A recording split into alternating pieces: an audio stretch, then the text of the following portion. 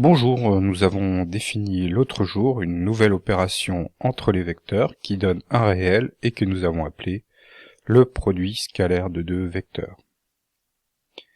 La définition de cette opération, le produit scalaire des vecteurs u et v, est donné par la formule u scalaire v, donc le point entre les deux vecteurs, on le dit scalaire. U scalaire v, c'est la norme de u, donc la longueur du vecteur u, multiplié par la norme de v, multiplié par le cosinus de l'angle entre u et v. On a vu également que si on calcule norme de v fois le cosinus de uv, ça revient à calculer par la trigonométrie la longueur de la projection AH, où H est le projeté orthogonal de V sur U. Donc sur le dessin ci-dessus, si on a le vecteur V qui est le vecteur AC, le projeté orthogonal de C sur la droite AB, c'est le point H. Ici en H, on a un angle droit. Et donc la longueur AH, c'est la norme du vecteur V fois le cosinus de l'angle UV. Par conséquent, norme de V fois cosinus de l'angle UV, c'est la longueur AH. Ce qui nous fait dire que le produit scalaire de U et de V, c'est également la longueur AH fois AB.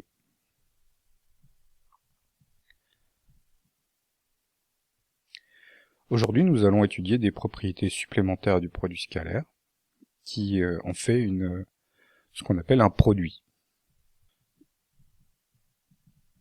Alors, pourquoi le produit scalaire est-il un produit? On a déjà vu que le produit scalaire est symétrique. Autrement dit, que le produit scalaire de U et de V, qui est donc égal à la norme de U fois la norme de V fois le cosinus de UV, est en fait égal à V scalaire U. En effet, l'angle UV et l'angle VU sont des angles opposés qui ont donc le même cosinus. Par conséquent, U scalaire V va être égal à V scalaire U. On a donc une opération qui est symétrique, on peut faire le produit scalaire dans l'ordre qu'on veut. On pourrait dire aussi que le produit scalaire est commutatif, ce qui est aussi le cas par exemple de la multiplication des nombres réels. Et c'est donc une propriété que le produit habituel et le produit scalaire ont en commun. Mais ils ont une autre propriété en commun. Cette propriété, c'est la distributivité par rapport à l'addition. On sait que la multiplication des nombres réels est distributive par rapport à l'addition des nombres réels. Eh bien, le produit scalaire est distributif par rapport à l'addition des vecteurs. Alors, qu'est-ce que ça veut dire exactement? Ça veut dire que si on prend trois vecteurs UV et W, quand on calcule U plus V, on obtient un nouveau vecteur, le vecteur somme U plus V. Et on peut donc faire son produit scalaire avec un vecteur W. La propriété de distributivité nous dit que U plus V, le tout scalaire W, eh bien c'est U scalaire W plus V scalaire W. Autrement dit, on peut distribuer à droite le vecteur W. Bien sûr, comme le produit scalaire est symétrique, ça va fonctionner aussi dans l'autre sens, c'est-à-dire que U scalaire, la somme U plus W, entre parenthèses, est égal à U scalaire V plus U scalaire W.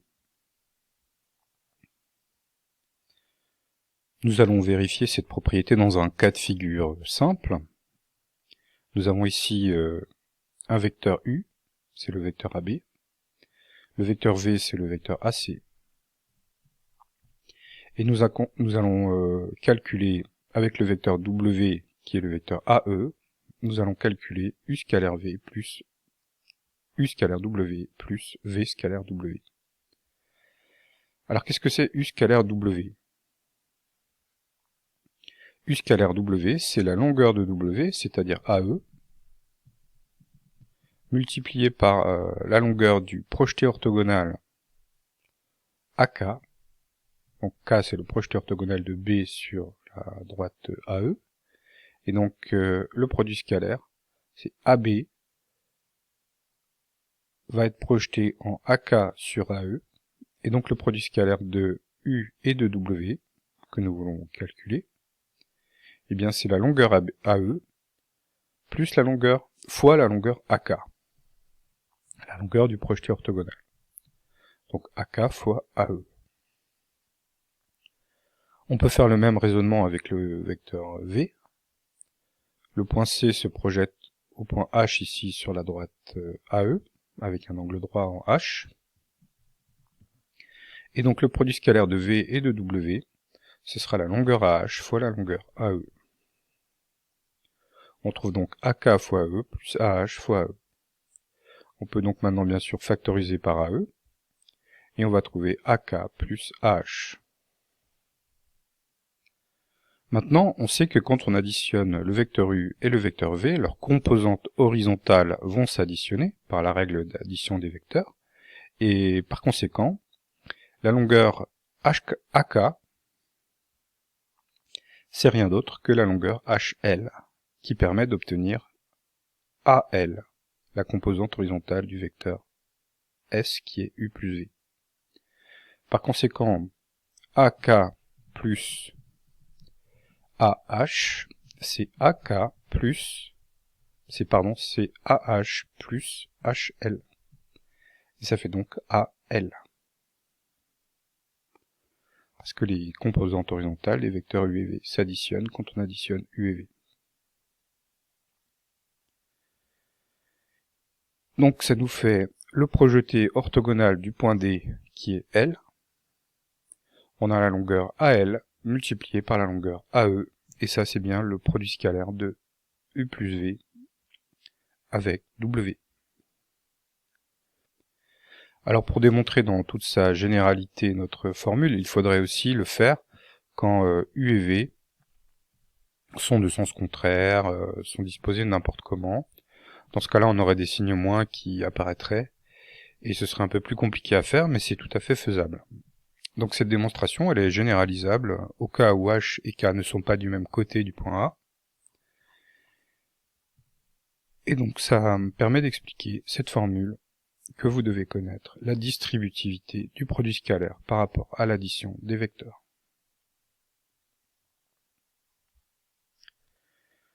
Une autre propriété du produit scalaire, c'est ce qu'on pourrait appeler sa transparence par rapport à la multiplication par un réel. Si on fait le vecteur U scalaire le vecteur K fois V, ça revient au même que de faire le vecteur KU scalaire V. Et ça revient au même de faire K fois U scalaire V. Donc ça c'est facile à voir par exemple avec la formule du produit scalaire lui-même. On voit que multiplié par K un des deux vecteurs, ça ne changera pas le cosinus de l'angle.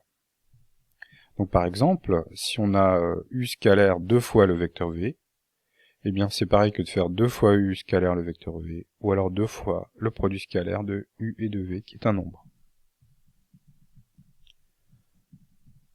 Donc on peut démontrer ça en faisant une figure également, ou avec la formule tout simplement.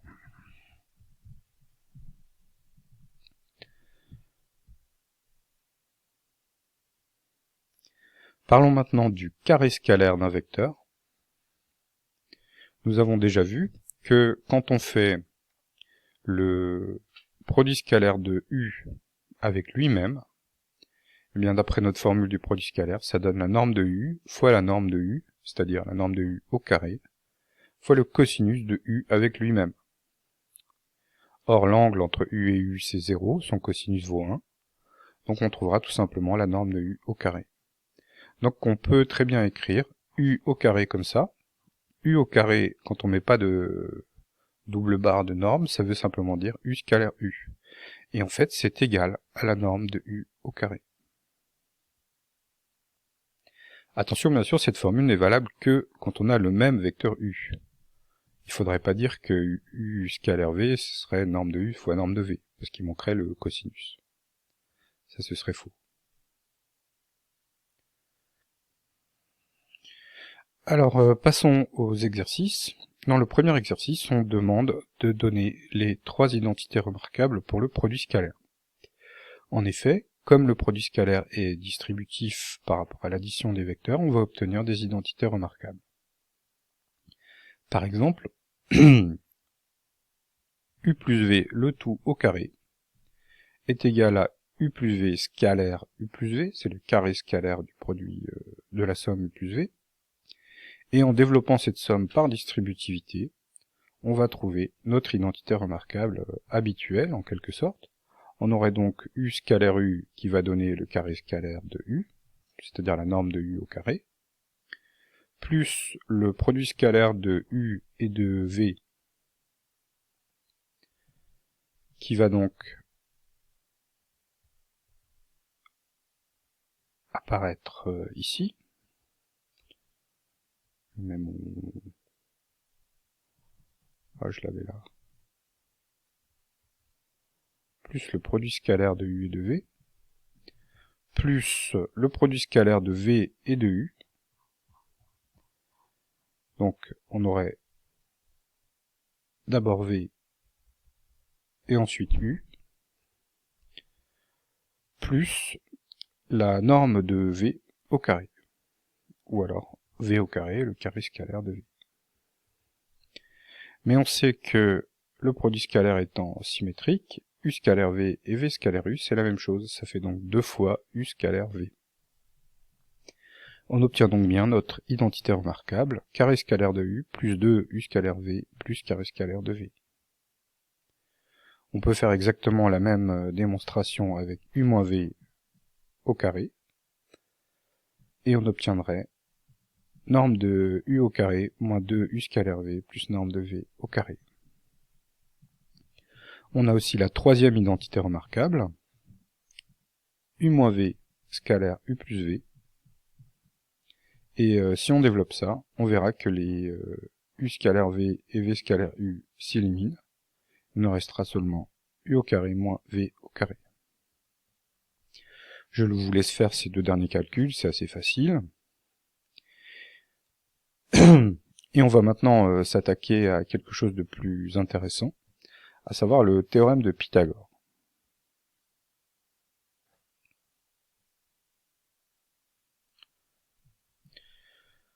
Donc supposons que nous ayons un vecteur u et un vecteur v qui sont orthogonaux.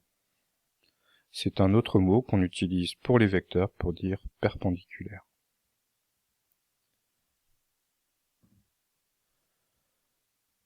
Alors, la somme des 2 vecteurs, u plus v, ça va être un vecteur qui va correspondre à l'hypoténuse du triangle rectangle formé par u et par v.